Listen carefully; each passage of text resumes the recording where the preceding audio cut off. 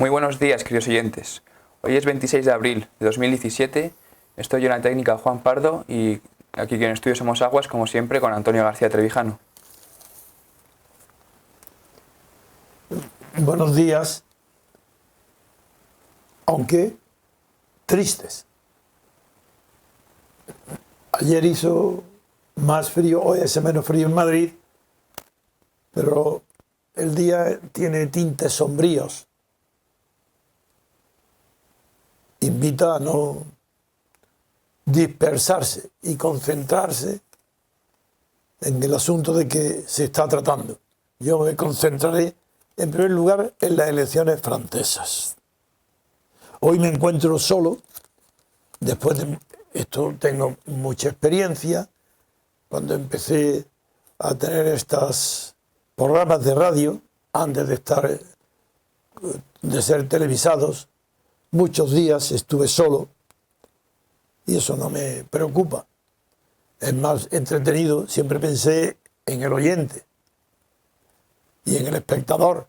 Es más entretenido si contiene más viveza en un diálogo que si es una persona sola. Pero ha habido una serie de coincidencias que a última hora han hecho imposible que las dos personas que estaban invitadas hoy al final no han podido venir. He retrasado el momento de la emisión para ver si les daba tiempo y como ya veo que es imposible, pues me he decidido comparecer solo ante la audiencia. En realidad, desde el punto de vista discursivo, de sostener un argumento, de exponer una situación política, de aclararla, es más fácil, es más sencillo estando solo. Pero no porque aquí al menos, en mi casa, en estas emisiones, las personas invitadas a compartir conmigo el honor de dirigirme a tan amplia ya gama de espectadores, no es porque se pueda dialogar, interferir o incluso interrumpir, sino porque es muy difícil, cuando hay varios, sostener la unidad y la solidez de un solo pensamiento. He repetido muchas veces que el pensamiento es cosa de uno y la acción de muchos. Eso vale en todas las circunstancias. Un debate es muchísimo menos ilustrativo, se llega menos al fondo de la cuestión examinada que cuando una sola persona expone la defensa de sus ideas sin interrupción. Yo me he adaptado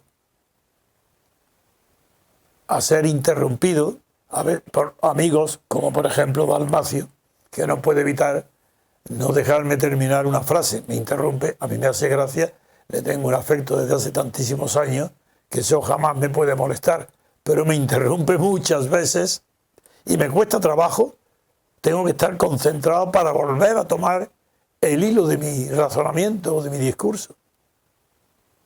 Digo esto porque estoy habituado a estar acompañado, porque creo que en conjunto es más divertido, más entretenido para el espectador. Pero no me preocupa ni me pone nervioso estar yo solo, como hoy. Bien. Los temas que hoy se podrían tratar, desde luego, preferente sería las elecciones francesas, la segunda vuelta. Ver qué resultado ha tenido en la primera, qué hay de verdad en lo que ya se esperaba, que es la noticia de intoxicación, como sucedió en las elecciones de Estados Unidos. Esa intoxicación se refiere, cómo no, a la interferencia de los hackers, de los piratas rusos, para favorecer, en el caso de Trump, en Estados Unidos, o en el caso de Le Pen, en Francia. Bueno, todo eso son rumores, tonterías y falsedades. No creo una sola palabra que haya hackers, muy bien. Que hay uno, perdonen que lo tenga que leer, porque es Tor, pero no sé cómo se llama la primera palabra. Se llama...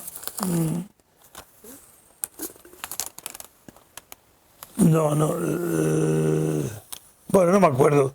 Una compañía, dice, de hackers rusos. Así.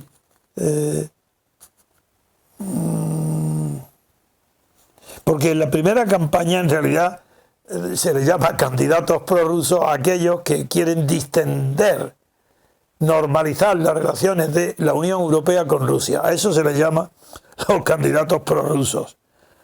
Que menos Emmanuel Macron eran todos los demás.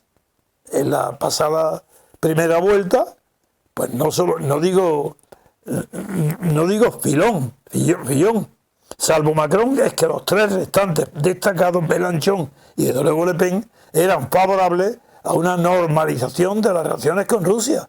Así que en Francia hay una amplísima mayoría, digo una amplísima mayoría, que quieren establecer, normalizar las relaciones, y que solamente las rutinas heredadas de la Guerra Fría explican y permiten que haya una opinión todavía europea tan extendida de prevención y miedo a la acción diplomática, porque no puede haber otra, o económica de Rusia. Aquí, en Francia, está pasando lo mismo. Y hay dos, he leído, ojeado, no he tenido ni tiempo, porque esperaba que llegara alguien, ¿no? Y estaba ocupado en llamar a los amigos a ver quién podía venir. No he tenido ni tiempo a ver los periódicos, pero sí lo suficiente para saber que mientras que el país pone en duda la existencia de esta piratería para favorecer a Le Pen, mientras que en el mundo prácticamente se inclina como si fuera ya un hecho demostrado que están interviniendo ya a favor de Le Pen. No es verdad, no hay nada, absolutamente nada probado, ni Putin tiene interés en que pueda ser difundida la opinión de que él interfiere en los asuntos internos de la Unión Europea. No es verdad, yo no lo creo. Y en cualquier caso serán acciones aisladas de personas no dirigidas, pero que provocan estas situaciones de anormalidad. Bien, con estas advertencias, que han sido dos fundamentalmente, la de la intromisión de Rusia en la campaña, que lo niego en redondo, y pasamos ahora a examinar qué posibilidades de verdad puede tener Marine Le Pen para acceder en la segunda vuelta a la presidencia, si tiene o no alguna oportunidad, puesto que las encuestas dan una abrumadora mayoría a Macron para ganar en la segunda vuelta y convertirse en el presidente de la Quinta República. Por orden prioritario, lo primero que quiero exponer es que la Quinta República, al menos el espíritu colectivo que apoyó a De Gaulle y que De Gaulle interpretó para hacer las reformas que hizo, suprimiendo el carácter parlamentario y partidista de la Cuarta República y sustituyéndola por un presidencialismo imperfecto, porque no tenía todos los poderes con el propio De Gaulle, eso ha terminado. La personalidad de De Gaulle era tan grande que ha durado hasta ahora. Pero el comportamiento de los partidos políticos franceses han terminado con la reforma de Gaulle. Continúa, claro, el régimen presidencial, ya no de 7 años, ahora de 5.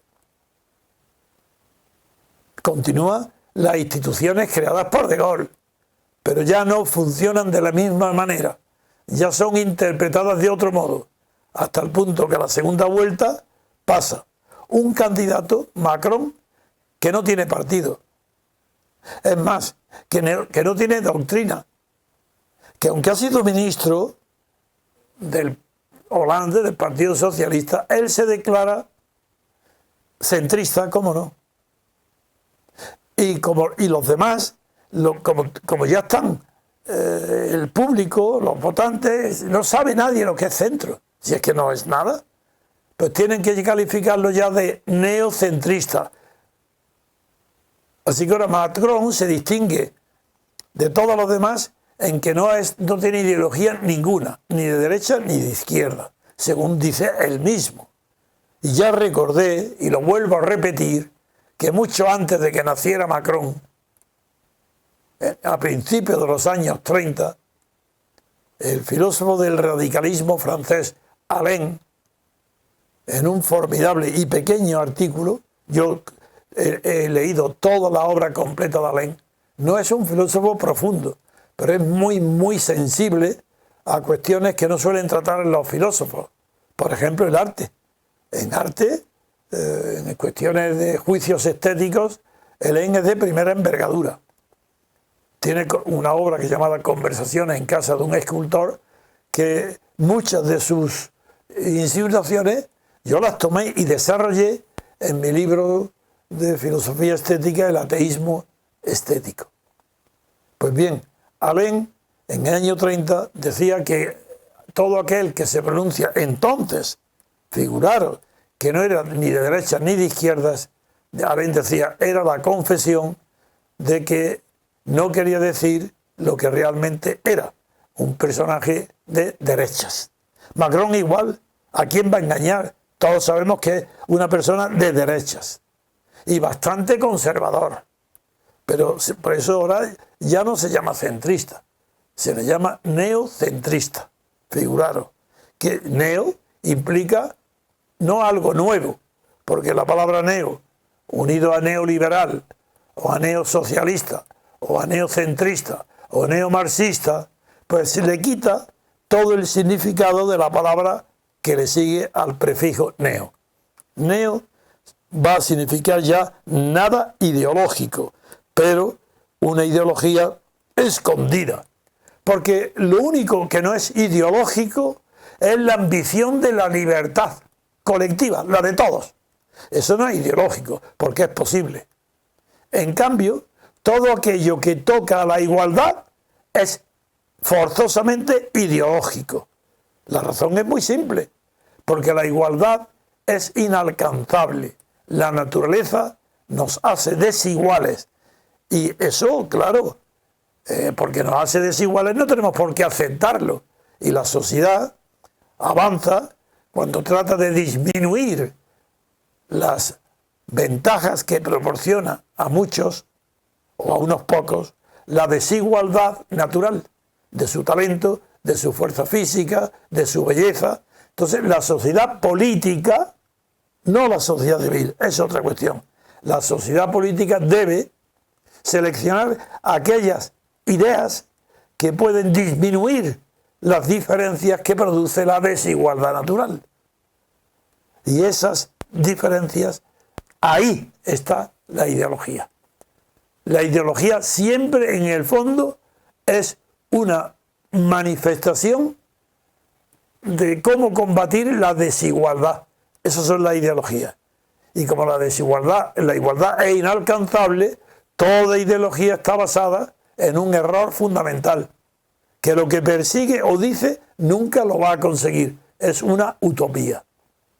Bien, en Francia, para volver al tema que estoy desarrollando, en Francia, al ser eliminadas todas las demás opciones, han quedado solas dos ideologías.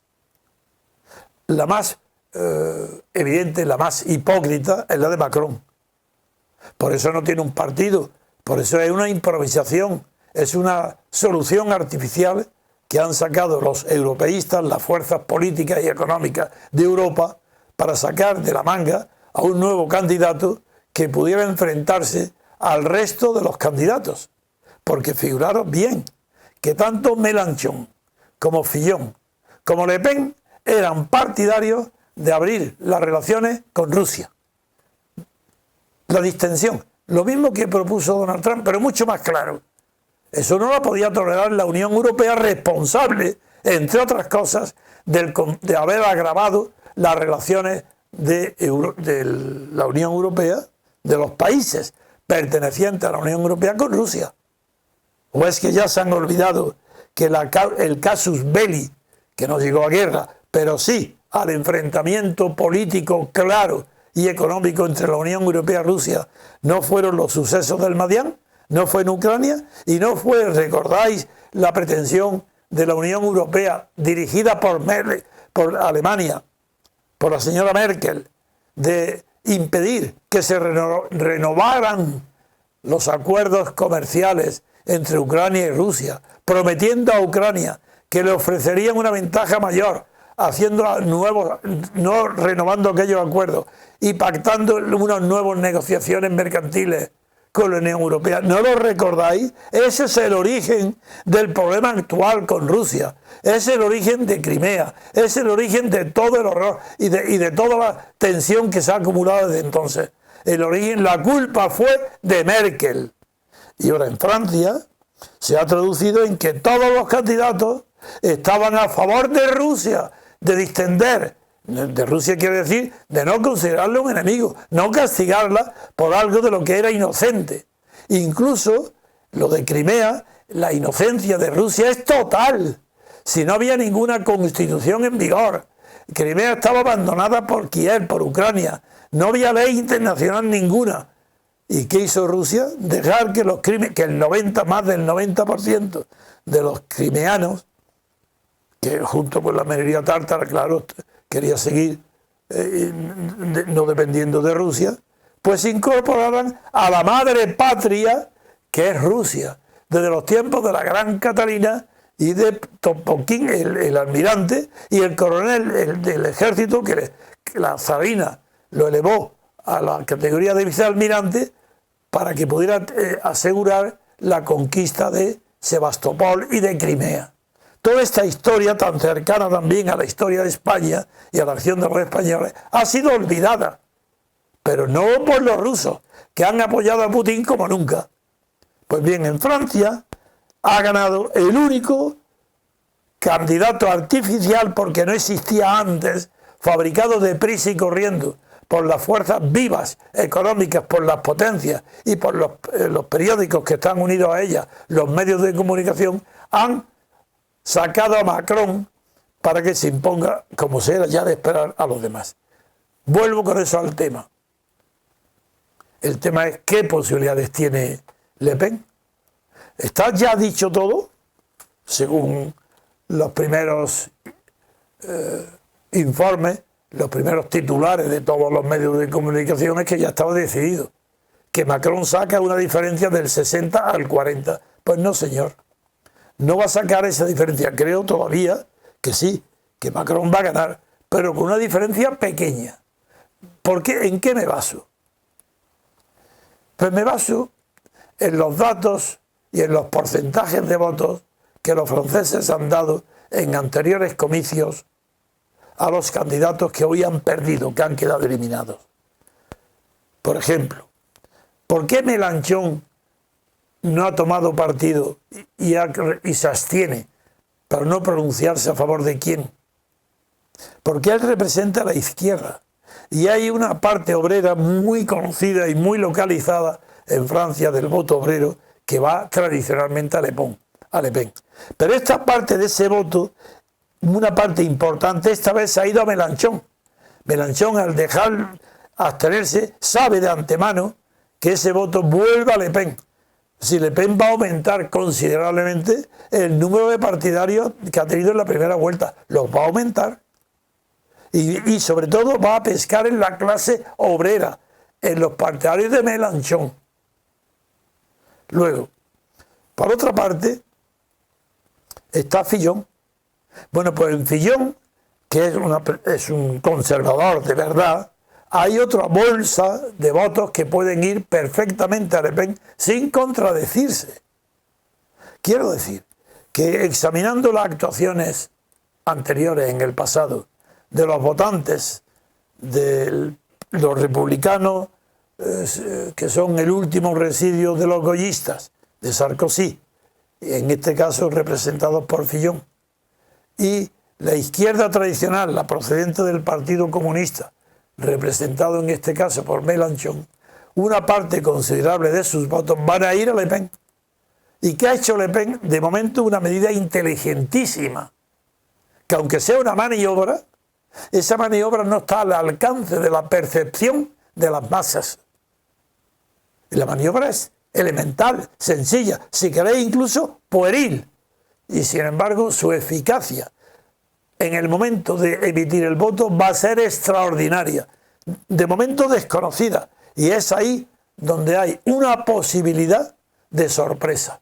Yo creo que va a ganar Macron, pero existe una posibilidad seria para Marine Le Pen, que se va a acercar bastante. Y voy a explicar en qué consiste esta inteligentísima maniobra. Parecerá a muchos de vosotros una tontería, ya veréis cómo no. Marine Le Pen es la presidenta del FN, del partido que fundó su padre. Y su padre ya hace tiempo que, cuando estaba frente a Chirac como candidato, llegó a la segunda vuelta. Claro que fue barrido. Incluso Chirac, el candidato a la presidencia, lo despreció y no quiso tener un debate televisado con él. Ahora no, ahora va a haber un debate televisado entre Macron y Le Pen, cosa que no pudo hacer su padre contra Chirac. ¿Qué importancia tiene este debate? Pues muy sencillo, que ahí va a explicar con toda seguridad Le Pen la enorme diferencia que existe entre la primera vuelta y la segunda. En la primera vuelta se presentaba la presidenta, la jefa, la directora del partido FN, Frente Nacional. Y ahora en la segunda vuelta, cuando intervenga en televisión, hablará con claridad que ella ya no es directora ni presidenta del FN, prácticamente que es una candidata a la individual, por supuesto, no independiente, pero sí con personalidad distinta y por tanto independiente del FN, que la ha elegido candidata para las elecciones a la presidencia, que no es el FN el que se presenta candidato, sino Marine Le Pen. Y ahí Marine Le Pen va a esbozar y va a decir cuáles son los grandísimos daños e inconvenientes que la Unión Europea está causando a Francia. ¿Y qué daño está causando? Injusto, porque son completamente inventados, a la relación de Francia con Rusia. Y lo va a proponer no como presidenta o directora del FN, sino como una candidata que el FN ha seleccionado y ha dicho, esta es nuestra candidata. Pero ya no es el FN el que la vota. La va a votar todos los franceses que aprueben el programa que ella va a exponer en televisión. Y sus posibilidades solamente las podremos saber después de ese debate, no antes. Si los franceses pican, esto evidentemente es un truco, pero si los franceses, que en las clases bajas se caracterizan por su carácter pasional e inmediato y poco reflexivo, veremos a ver lo que sucede. Pero de ahí esa estrategia es inteligentísima, porque no puede engañar a nadie informado, como es natural, a nadie experto, nadie que conozca. Pero las masas no votan por el conocimiento, votan por impulso, en la primera y en la segunda vuelta. Eso que he dicho siempre, que no era verdad, que los franceses creen que en la primera vuelta se vota con el corazón y en la segunda con la razón. No es verdad, ya lo veréis. Si se votara con la razón, está perdida por completo Marine Le Pen, no tiene nada que hacer. Y es verdad que la mayoría está ya decidida, pero ahora no se va a votar con la razón, se va a votar con el sentimiento nacional, que ya no es propio de un partido fascista, sino de un partido nacional patriótico que va a apelar a la patria frente a la Unión Europea, que está desmantelando la potencia de Francia, hasta el punto que hoy Francia de verdad es, como España y como Italia, un país sometido a las directrices que impone Alemania. Y ese conflicto franco-alemán tiene tales antecedentes, tales historias, que en lo más oculto de las pasiones de los franceses, si se escarba con inteligencia, va a surgir el nacionalismo francés. Sí, ese nacionalismo francés, que es el que puede dar una sorpresa a Marine Le Pen si después del debate televisivo de ella con el candidato, con Macron, ella sale vencedora. Por eso me reservo mi juicio a ver ese debate. Después hablaremos. Ahora, después de este repaso No, te repaso. Esta visión inmediata, espontánea y ligera al tema francés, me queda, para terminar con él, una reflexión uniendo lo que dije estos días, que lo recordarán, que yo dije que Macron estaba tratando de imitar a Renzi. Bueno, pues me he encontrado hoy con la noticia en los periódicos, que eso lo dije ayer, pues hoy es al revés. Renzi se está mirando en el espejo de Macron, lo cual refleja que lo que yo había percibido era la identidad entre la crisis de todos los partidos franceses y los italianos, y la esperanza puesta en Macron, que es la misma que la puesta en Renzi para los pro-europeos. Y eso es lo que quería destacar para terminar con esta primera exposición. Así que vamos a dar un minuto de más sagrado que mi voz, una música, y enseguida volveré con otros temas para exponerlos ante vosotros. Muy bien, pues ahora volvemos, queridos oyentes. Si conoces a don Antonio García Trevijano y escuchas nuestra radio frecuentemente, es importante que te asocies al MCRC. Es el único movimiento que existe en Europa que lucha cada día por la libertad colectiva y deberías formar parte de él. De esta forma disfrutarás de nuestro boletín para asociados con toda la información del movimiento y estarás al día de todas las noticias y eventos que realicemos. Si quieres, puedes colaborar con una cuota voluntaria que puedes pagar de la forma que te resulte más cómoda. Es muy fácil. Entra en www.mcrc.es y rellena la hoja de afiliación. Cada vez somos más y queremos contar contigo. Ya estamos de vuelta, queridos oyentes. Tiene la palabra don Antonio. El segundo tema que quiero abordar es la situación de Donald Trump. En primer lugar, allí mismo, en Estados Unidos, se le designa con la expresión pato cojo, que quiere decir, es un significado intermedio como el que tienen las esposas de los presidentes de los grandes cargos, que no quieren asistir a reuniones porque no quieren estar como un florero, sería un pato, pero más próximo al significado. El pato cojo es el pato que no tiene más que un ala y que va volando retardado en la bandada y que puede caer víctima, que lo van a matar, porque un pato cojo es muy complejo el significado. Pero ya en Trump se le llama pato cojo. Estoy en guardia contra esa, para no dejarme llevar por esas maniobras del establecimiento que todavía se la tienen jurada, porque no se fían de él. Es verdad que lo han hecho fracasar en casi todo lo que prometió, pero Trump no es un hombre que pueda ser previsto, que pueda ser previsible, que sea previsible, porque obedece a sus instintos pasionales antes que a su cerebro. Mejor dicho, el cerebro es el que refleja todas las pasiones, por tanto, en su cerebro priman sus reacciones primarias, instintivas, más que las reflexivas. Ahora está en caída libre en las encuestas. Y sin embargo hay una contradicción. Solo el 4% de los que lo votaron están arrepentidos, no lo votarían. Y sin embargo las encuestas reflejan una verdadera catástrofe de la popularidad de Trump.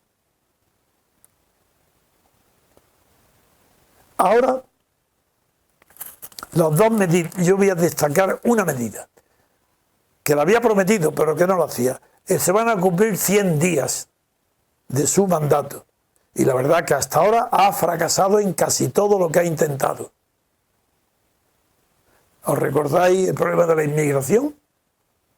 Tema que yo sí que domino por mi formación jurídica, que no estuvo bien asesorado, y esas medidas que tomó contra 7 países de religión musulmana fue suspendida y será perdida. Además de esa medida, también fracasó en la anulación del seguro médico de Obama. Fracasó también en el tema del muro. Prácticamente ha fracasado en casi todo. Y por eso tuvo un triunfo artificial en Siria. Siempre la iluminación tan grande de esta galería me hace estornudar, pero por lo menos como me estáis viendo, los que me ven, no les molesta que tenga que interrumpirme. No es lo mismo cuando se oye, que no se sabe por qué me callo. Pues me callo porque estoy estornudando, aguantándome el estornudo. Pues bien, en ese fracaso se incluye también el intento de financiar el muro por México. Ahora resulta que tiene que financiarlo y se desdice, porque está diciendo, bueno, que es en parte, que de momento tendrán que pagarlo y será en partes proporcionales. Bueno, también se desdice en Corea. Ya no es el portaaviones que va a atacar inmediatamente avisándole al presidente coreano de que él está ahí para atacarle. No, ahora ya está con paños calientes, no, con paños fríos para enfriar la tensión creada por él mismo ante las posiciones más rigurosas de China y de la propia Rusia. Entre todos esos fracasos ha querido también innovar. Y como había una tradición en Estados Unidos de la primera dama, que desde los tiempos de Roosevelt se aprendieron los gobernados de la importancia que puede tener la primera dama, la célebre Rosa en aquel tiempo de Roosevelt. Ahora, Trump, a falta de una dama de propia personalidad, ha inventado dos primeras damas, una su mujer y otra su hija. Su hija Ivanka ha ido a Berlín y allí en su cuartel de Berlín ha tenido, en su cuartel, quiero decir Merkel, la señora Merkel, ha recibido a las hijas de Trump llamada Ivanka. Y la diplomacia ya la ha calificado en Estados Unidos y fuera de la primera hija antes de la primera dama. Ahora no hay que decir de quién. Si dice la primera hija, en cualquier parte del mundo se sabe que es la hija de Donald Trump, porque ha sido calificada como primera hija. Ivanka se estrena junto a Merkel en un foro sobre mujeres del G20. Bueno, siendo un foro sobre mujeres, he aquí lo que dice esta persona ignorante de todo, pero que no ignora que es una mujer. Dice, ha dicho literalmente Ivanka en Berlín: estoy aquí para escuchar y para aprender. No llevo mucho en esto. Pero, es decir, no lleva mucho tiempo, no lleva mucho en esto de ser mujer. Porque el foro no es más que para hablar de la situación de las mujeres. Y en eso no sabe nada. Porque no lleva mucho en esto de ser mujer. O a lo mejor es, claro que no lleva mucho tiempo en esto de ser primera hija. Pero todo esto es ridículo. Y además, en ese foro llegó un momento en que fue abucheada por defender a su padre de las acusaciones de misoginia. Ahí, como era un foro de mujeres, ahí cayó francamente mal y la abuchearon. Bueno, estas dos características que acabo de nombrar, una, la de la primera hija, junto a la primera dama de Trump, y luego al arrepentimiento, no. Eso no es arrepentir. No sabemos que Trump esté arrepentido de nada, porque él es incapaz de no adorarse a sí mismo. Y si dice hoy blanco y mañana dice negro, está orgulloso de haber dicho ayer blanco y decir hoy negro. Está lleno de vanidad, por eso. Es un ególatra. Pero vamos ahora, entonces, ¿qué medida es la que de todas las que había cumplido ahora, dada la caída libre y los sondeos tan adversos que tienen las encuestas, qué es lo que ha hecho? Pues, por un lado, rebajar el impuesto de las empresas del 35% que tenía al 15%. Es verdad que lo había prometido, pero ahora ya no tiene más remedio que hacerlo porque se da cuenta, percibe que se está quedando solo y acudiendo a un tipo de asesores que no es con los que contó en la campaña que lo llevó a la presidencia. Y además de esa medida, también ha planteado, además de esa medida, también ha puesto un arancel del 20% a la madera de Canadá. Ni México ni China, sino Canadá. Las espadas están en alto en el frente comercial entre los dos grandes vecinos del norte en la América. La administración que preside Donald Trump pasa a la acción para proteger los intereses de los productores de madera al comunicar al gobierno de Justin Trudeau que tiene intención de imponer un arancel del 20% a las importaciones del país maderero por excelencia, que es Canadá. Es decir, ahora se está protegiendo, bueno, esto de los impuestos a la madera, importaciones de madera de Canadá, estaba previsto y es coherente con su discurso, porque sería aislacionista.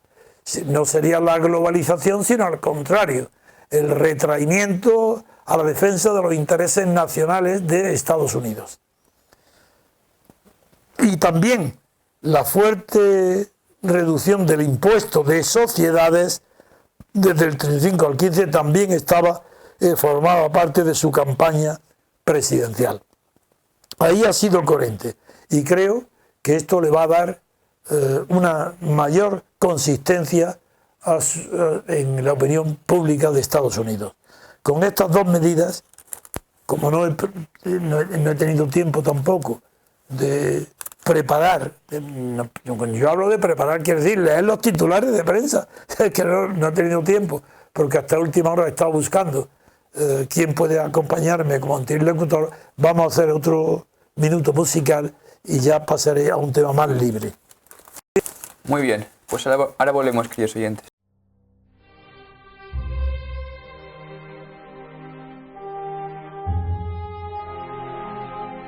Queridos oyentes, además de nuestro buzón @diariorc.com, ahora podéis hacernos llegar vuestras preguntas para Antonio García Trevijano enviando un mensaje de voz a nuestro WhatsApp en el número 605 02 3473. Repetimos, 605 02 3473. Es importante que seáis breves y concisos para poder atender todas vuestras preguntas. Utilizad esta vía solo para mensajes de audio, puesto que ni texto ni vídeos serán atendidos. Ya estamos de vuelta, queridos oyentes. En la página 8 del País titulan: Los colectivos siembran el terror en Venezuela. Las pandillas armadas del chavismo han mutado en auténticas fuerzas parapoliciales muy activas contra las protestas de opositores al gobierno. Y en El Mundo titulan: 2 centenares de presos políticos. La represión de Nicolás Maduro dispara las detenciones arbitrarias, según Amnistía. Don Antonio. Bien. Las noticias sobre Venezuela van a continuar lloviéndonos sobre nuestros sentimientos y sobre nuestros razonamientos durante bastante tiempo todavía.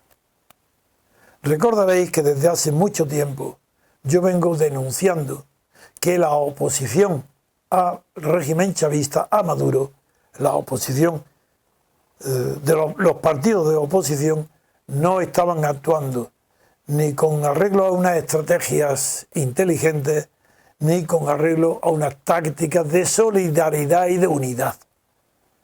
La última crítica que hice fuerte fue que cómo podía haber una mesa de unidad dejando fuera a Leopoldo López, uno de los presos políticos.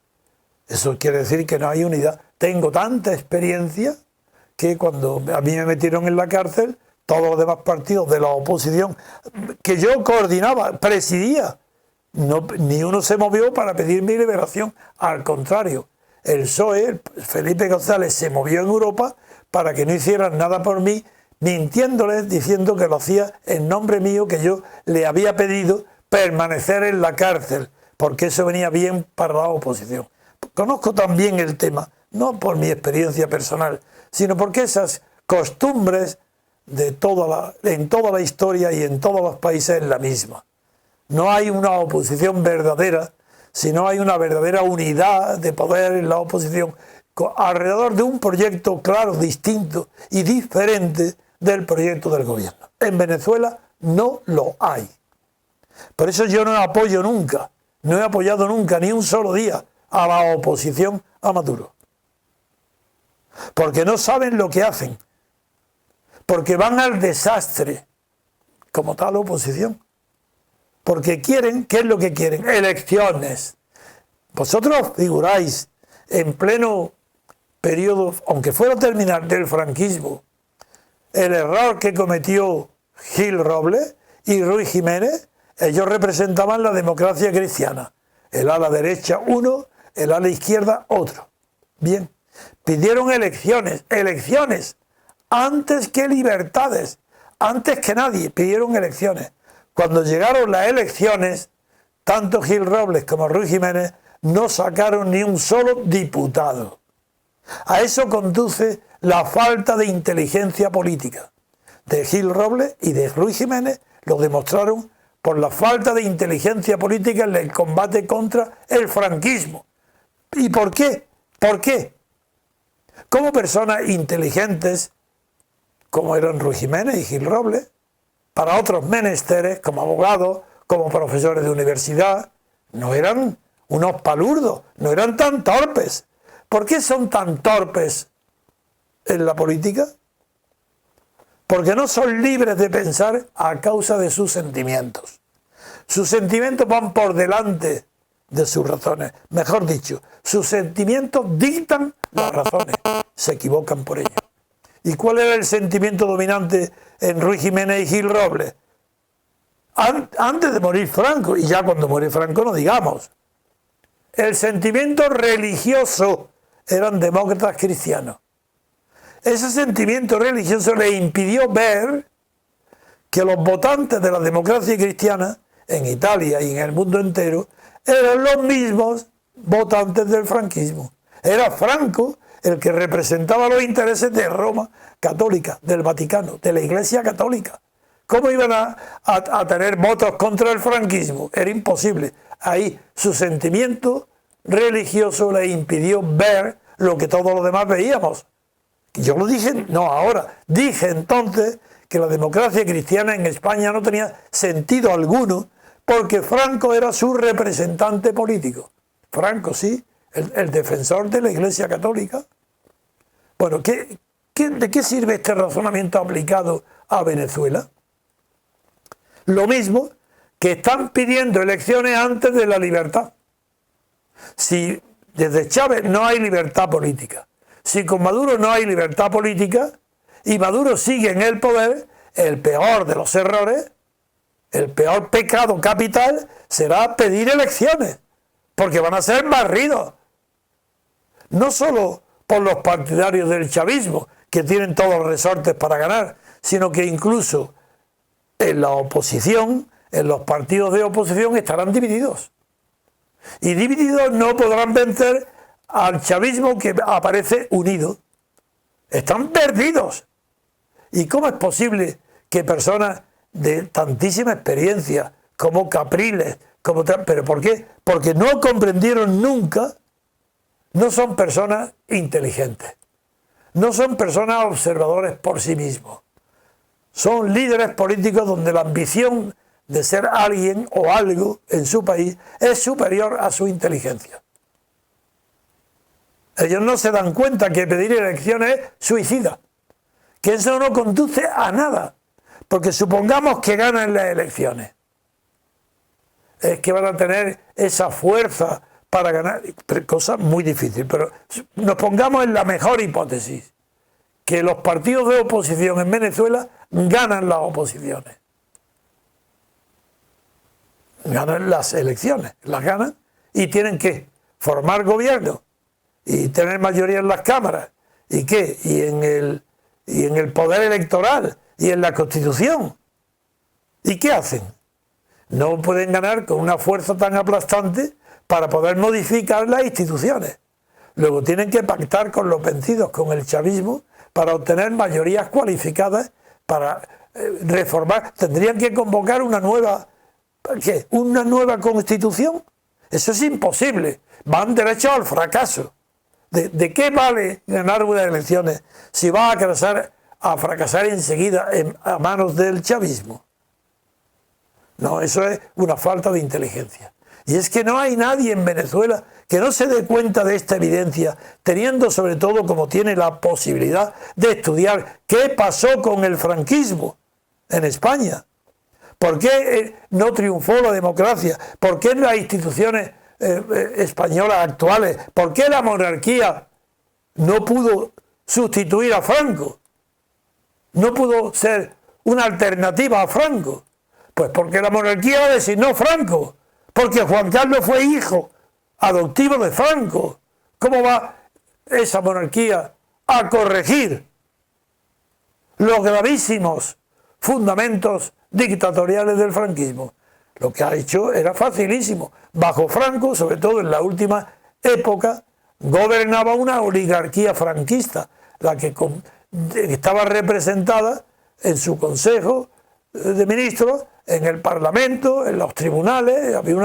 Pues bien, esa oligarquía que lo representaba es la que hizo luego la Constitución, porque la incorporación del PSOE y de Santiago Carrillo fue prácticamente cero lo que participó en esas instituciones. La prueba es que el Partido Socialista no levanta la cabeza a la muerte de Franco, ni siquiera la levanta con la Constitución. ¿Cuándo levanta la cabeza Felipe González? Con otra colosal mentira.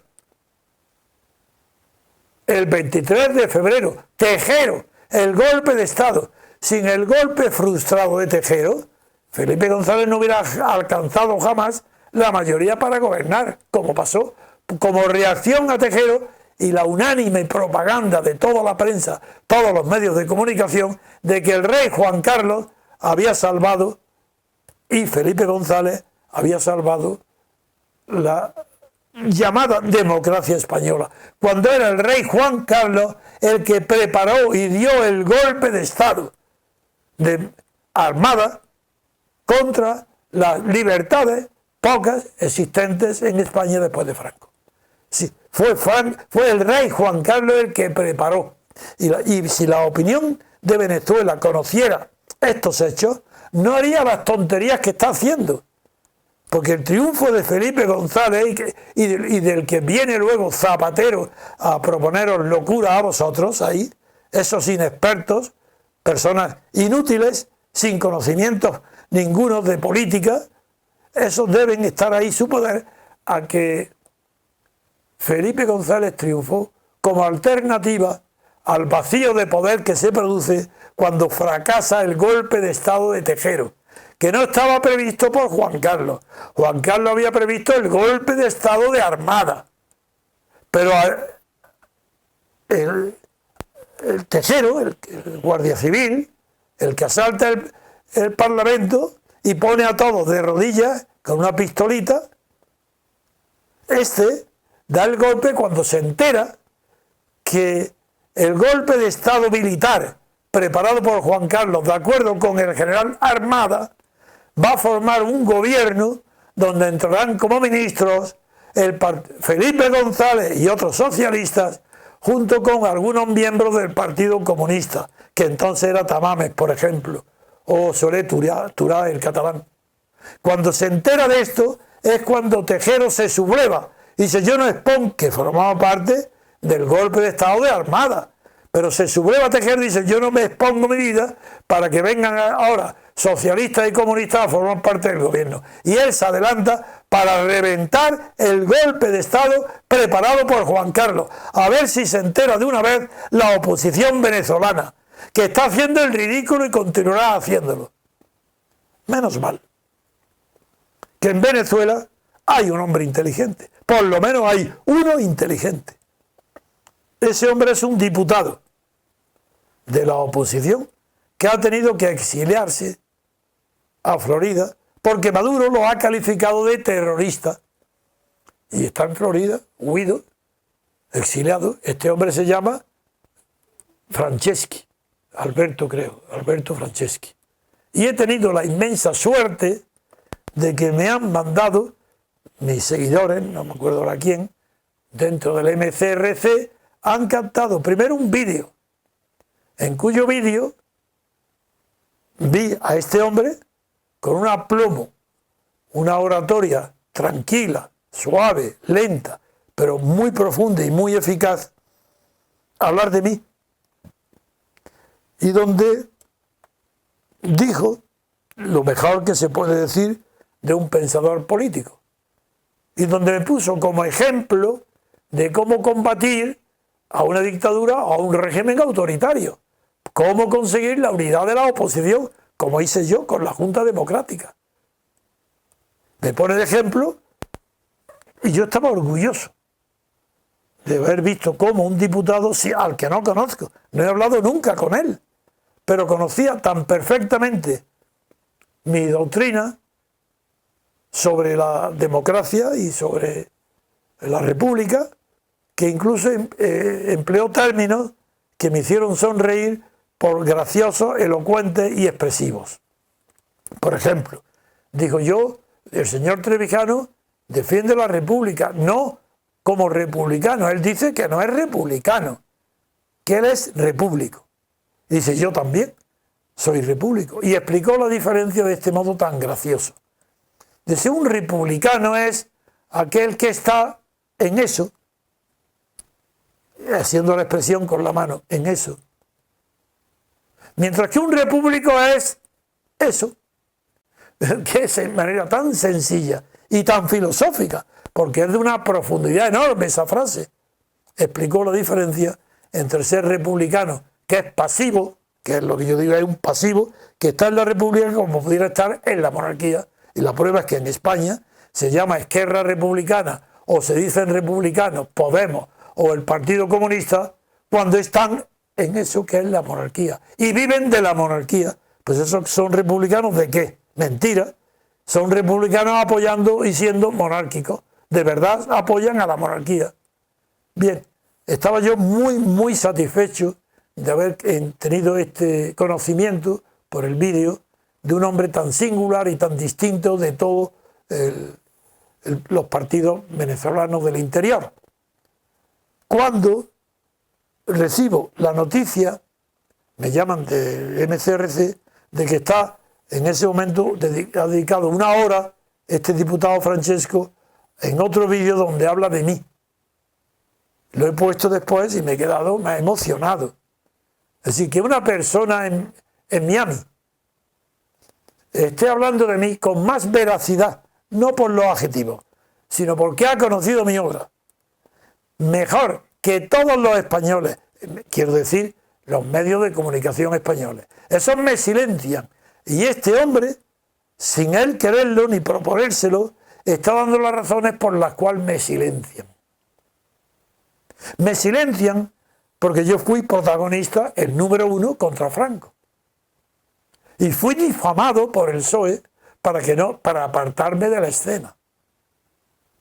A propósito de Guinea, algo ridículo, pero que todo el mundo fingió que no creía, porque yo defendía la ruptura democrática contra el franquismo, frente a la reforma que defendía Juan Carlos Suárez, Felipe González y Santiago Carrillo. El Partido Comunista defendió la reforma del franquismo desde dentro.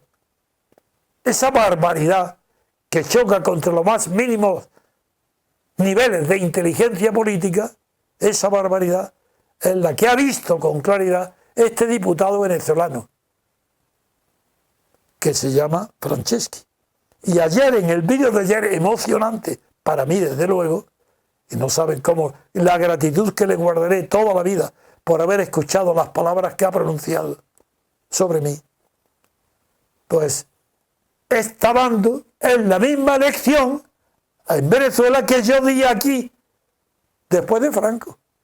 a los partidos políticos. Está diciendo, ¿pero qué hacéis? ¿Pero cómo estáis convocando elecciones?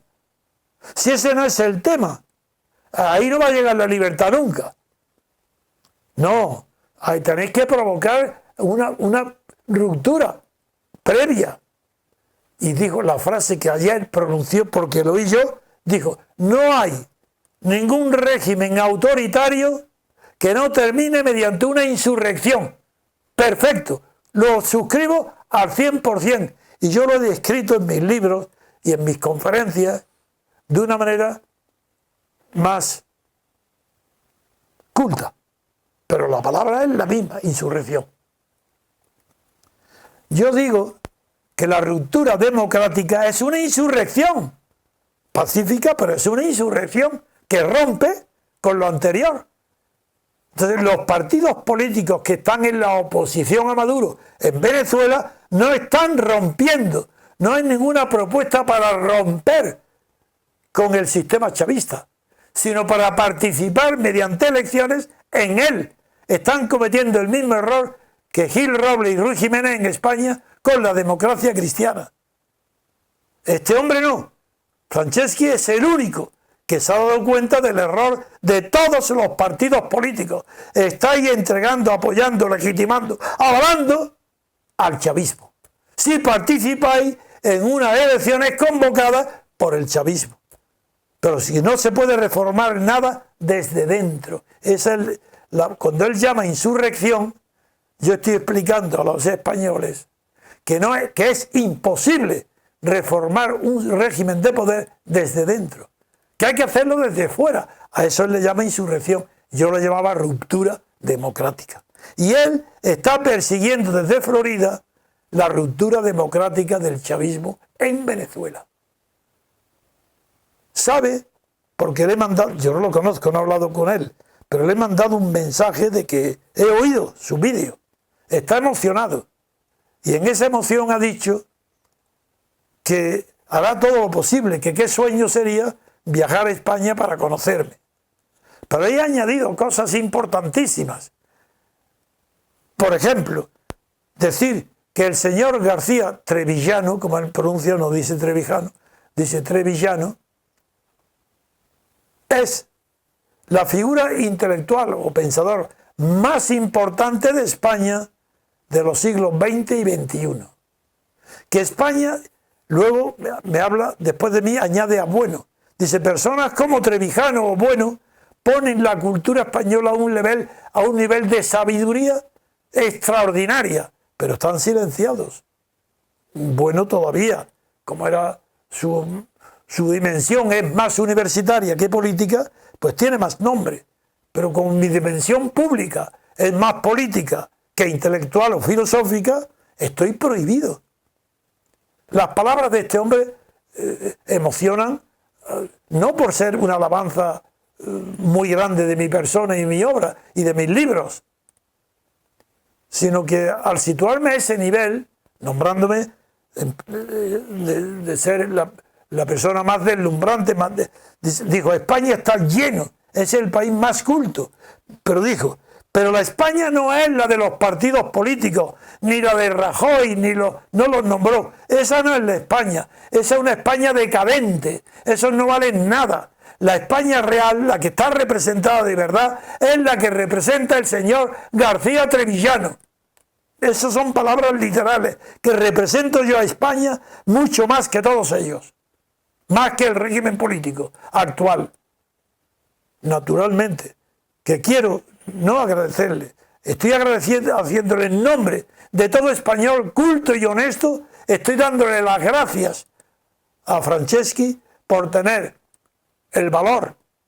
Allí no lo necesita, porque por eso no va a sufrir, pero tener la clarividencia de saber que la oposición al chavismo, la actual, va derecha al fracaso, que de ahí no puede salir nada distinto del chavismo, que una reforma del chavismo, que es lo más que podría conseguir desde dentro, no sale del chavismo, y que me ha puesto como ejemplo porque yo fui el único opositor a Franco. También lo dice, que fui el único opositor de verdad a Franco, lo dice este diputado también, como lo reconoce todo la CIA norteamericana, y todo el conocedor de la política española sabe que la oposición a Franco no la hizo el Partido Comunista, la hice yo, mi acción en la que embarqué al Partido Comunista.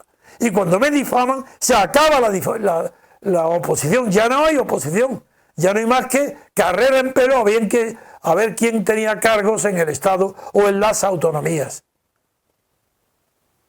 Es emocionante estar en Madrid y oír que desde Miami un diputado inteligente, hablando maravillosamente, despacio, sereno, un hombre culto, alaba de esa manera a Gustavo Bueno en Oviedo y a mi propia obra, en mi persona, que la considera, como la personalidad intelectual más importante, y lo he dicho, en el mundo hispánico, en el mundo de habla español, más importante de los siglos XX y XXI. Yo sé por qué lo dice. El descubrimiento que yo he hecho de conceptos políticos como libertad política colectiva, eso no tiene medida. Es un descubrimiento sensacional que revoluciona todos los conocimientos que ha habido hasta ahora de la política y que se pone al nivel de los más altos nombres de la política universal y de la historia de las ideas políticas. Sí, el descubrimiento de la libertad política colectiva, que vuelvo después de tantos años, donde se creyeron muy concretos los liberales, cuando suprimieron, dijeron, ya no hablemos de la libertad con mayúsculas, que eso no existe. Vamos a hablar de las libertades con minúsculas.